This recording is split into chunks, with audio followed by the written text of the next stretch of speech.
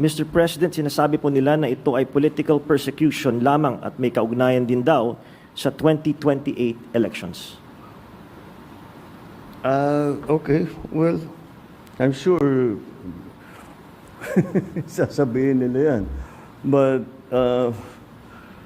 this case started in 2017 when we were still members of the ICC, and it was during the time of former President Duterte. So I don't see how that can be political persecution on my part, because it was initiated before I even came into the picture. So that would seem.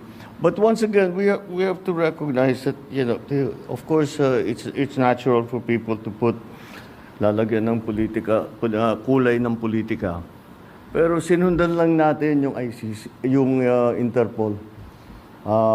Wala tayong, hindi natin kinakausap yung ICC. Marami silang hinihingi sa atin ng mga dokumento, wala kaming binigay. Yun lamang, hindi natin mahindian ang Interpol. Pag sinabi sa atin, tulungan nyo kami, kailangan namin kunin itong taong ito.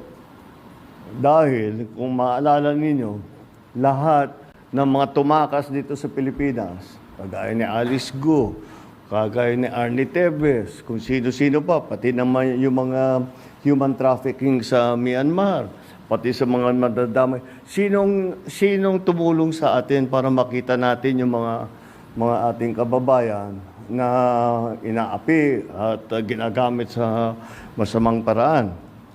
Ang Interpol. Kaya naman, dapat naman tayo, pagka sinabi sa atin, tulungan nyo kami sa ganito, tumulong kayo. Kaya naman, ganun ang ginawa natin. Maraming salamat, Mr. President, sa paglilinaw ninyo.